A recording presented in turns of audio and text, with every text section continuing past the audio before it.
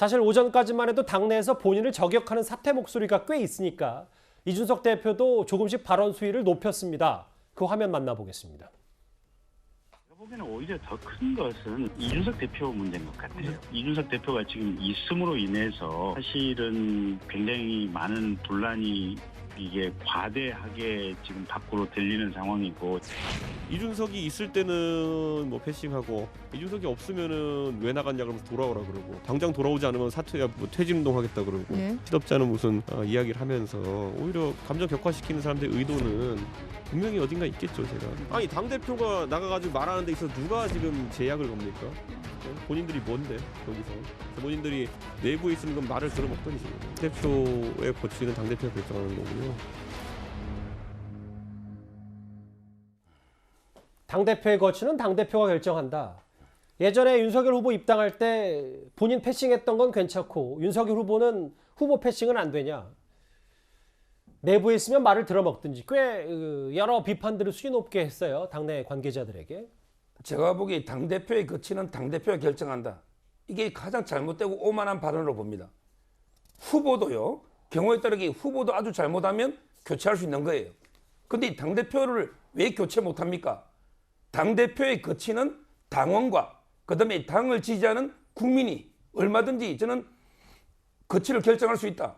지금 이게 그 여론을 뭐 언급하지 않더라도 지금 국민의힘의 지지층이나 또는 이제 그 당원들 중에 이준석 대표에 대한 이게 비판이 엄청나게 많습니다. 본인이 한 번이라도 이게 그동안 인터뷰하면서 이재명 후보에게 비판한 거는 제가 기억이 안 나요. 모든 이게 방송에서 윤석열 후보에 대해서만 계속 비판을 하고 있잖아요. 이게 가장 심각한 해당 행위 아닙니까? 지금 이준석 대표를 옹호하는 분들 보십시오. 민주당의 송영길 대표가 제일 옹호해요. 그리고 이게 방송에 나오면 민주당 측의 진보 패널들이 전부 이게 이준석 편을 들고 있습니다. 이분들이 이준석이 좋아서 편 들겠어요? 다 그런 건 아닙니다. 예. 예. 대부분 보면 방송을 제가 본 느낌은 그리고 이제 그 국민의힘이 잘 되도록 잘하기 위해서 이게 편 들겠어요? 그게 아니다 말이에요. 이준석 대표가 계속 내부 분란을 하면서 지지율이 떨어지니까 예. 오히려 저는 민주당의 송영길 대표나 민주당 측 패널들이 예. 이준석 편 드는 게 아닌가. 이 말을 이게 역으로 보면 정말 이게 국민의힘에는 아주 이게 해당행위, 자행입니다. 그래서 저는 가장 중요한 거는 징계위원회 해부해서 징계를 해야 되는데, 근데 이번에 징계 안 하기로 결정해버렸잖아요. 그러면 이게 두 번째 방법은 최고위원들이나 지도부가 총사퇴하면 되는데, 그것도 이게 지금 당헌 당규상 알겠습니다. 문제니, 결국에 남은 거는 저는 이제 당원들의 뜻에 따라서 소환 제도가 있거든요. 30% 해서 이게 과반이 되면 소환하는 이런 이제 당원들의 의사에 따라서 반드시 이준석 대표를 사임시켜야만 온전하게 윤석열 후보가 개편이 돼가지고 선거를 치를 수 있다. 이걸 이게 선거 당일까지 이준석 대표가 계속 윤석열 후보만 공개하고 다니면 선거 되겠습니까? 알겠습니다. 제가 굳이 개인적인 의견이라고 선을 긋지는 않더라도 오늘 노선이 꽤 확실하신 것 같아요. 서 변호사님이. 알겠습니다. 이준석 대표에게 대해 사임까지 말씀을 하셨는데, 오늘 이준석 대표와 3선 이상 중진들이 오후에 만나기로 했었는데 그 연석회의는 취소가 됐습니다. 당내에서도 이준석 사퇴론을 제기하는 의원들 목소리가 있는데요. 어제 목소리를 저희가 한번 들어보겠습니다. 저는 지금 전혀 고려한 바가 없습니다. 당원들의 20%에 뭐 이렇게 서명을 모으고 그것도 시도별로 10% 맞춰서 모아야 됩니다. 비상대책위원회를 만약에 가자고 하면요. 그 비상대책위원회 지명권은 이준석에게 있습니다. 해당 행위를 하는 발언 또는 그런 행동에 대해서는 저희가 지위 고하를 막론하고 자제해 줄 것을 결의했습니다.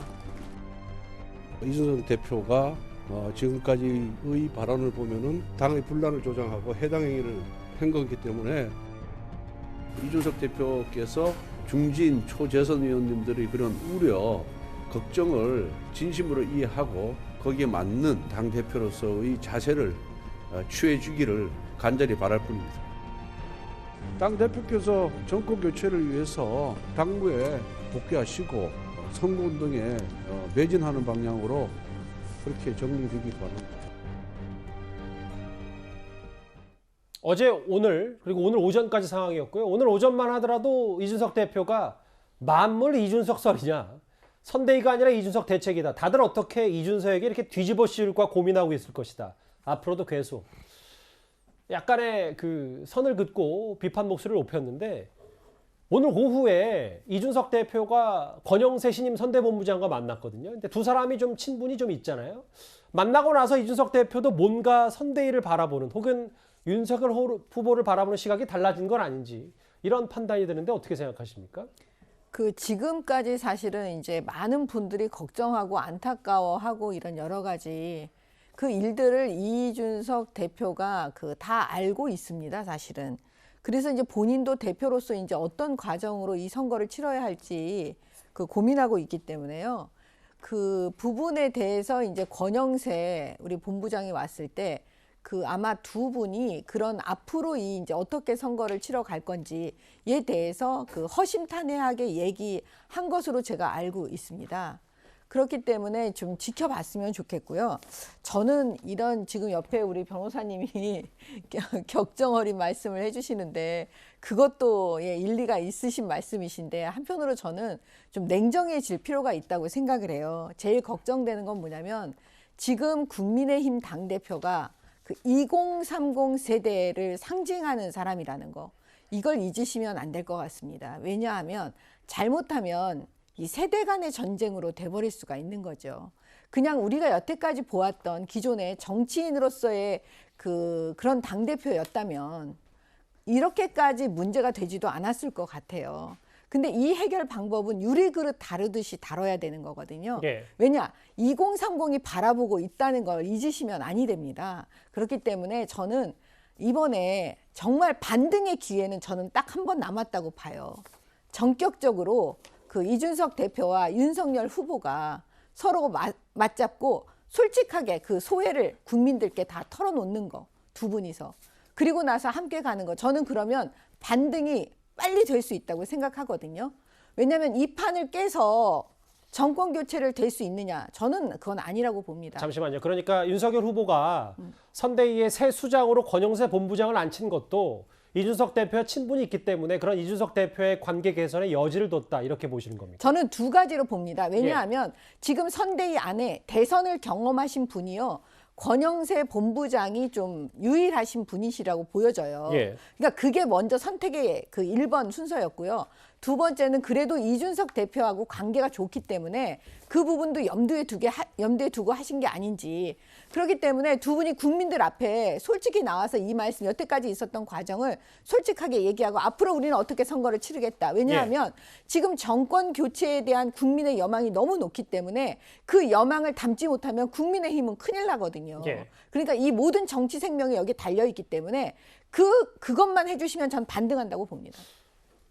뭐 저희가 이제 여론조사도 좀 준비를 해야 될 것 같은데 네. 뒤늦게라도 정권 교체 얘기를 하셔서 근데 정권 교체가 뭐 예전이면 열망이 높았다고 평가할 수 있지만 요즘은 또 정권 교체와 정권 안정론이 좀 비슷한 상황까지 갔기 때문에 그 부분 여론조사도 좀 봐야 됩니다. 그거는 예. 국민의힘 이제 내분이 있으니까 그게 아마 영향을 받아서 그랬을 겁니다. 예. 예.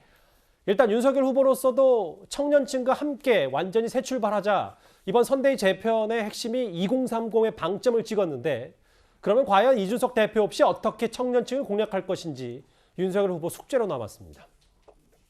국회의원들에게 자리를 나눠주는 것이 아닌 철저한 실무형 선거대책본부를 구성하겠습니다. 실력 있는 젊은 실무자들이 선대본부를 끌고 나가도록 하겠습니다.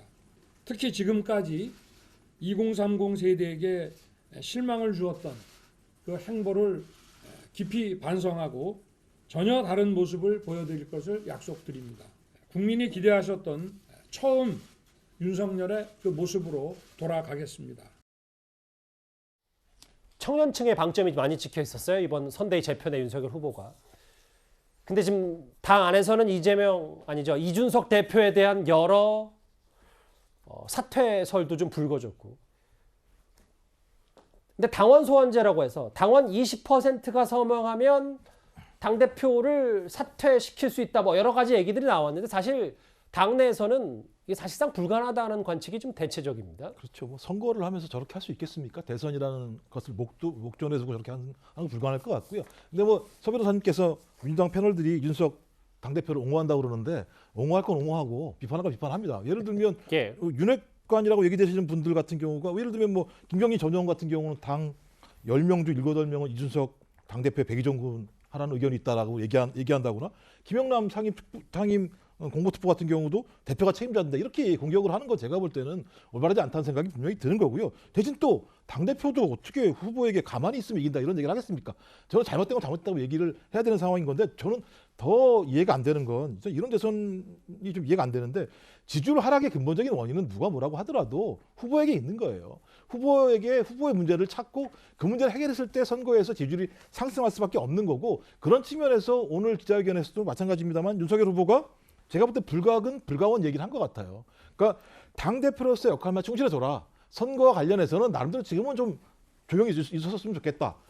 추후에 연찬육할 수 있는 가능성들을 충분히 뒀다는 생각이 들기 때문에 전 이런 상황에서 만약에 당 내에서 당대표를 탄핵하겠다 이렇게 얘기가 나오는 건 당 내부에 완전히 그 내란, 분란으로 불거질 수밖에 없기 때문에 전 그런 선택을 하기보다는 지금 당장의 갈등들은 좀 봉합하면서 당대표가 추후에 연창할 수 있는 방안으로 가겠다라고 하는 어떤 나름대로의 윤 후보의 복심을 간접적으로 드러낸 것이 아닌가 이런 생각이 듭니다. 예. 아까 정권 심판론에 대한 민심 여론 얘기가 나와서 가장 최근 여론조사를 보면 저희가 한번 급하게 인용을 하겠습니다. 정권 심판론 40, 국정안정론 45. 물론 뭐 각 여론조사마다 조금씩은 차이가 있습니다만 정권 심판론에 대한 여론이 예전보다는 많이 수그러졌다라는 게 대체적인 평가입니다. 예, 일단 오늘 윤석열 후보가 선대위 재편에 대해서 선대위 해산에 대해서 핵심 내용이 바로 2030의 방점을 찍었는데 앞으로 이준석 대표와의 관계 재설정 이것도 초미의 관심사일 것 같습니다.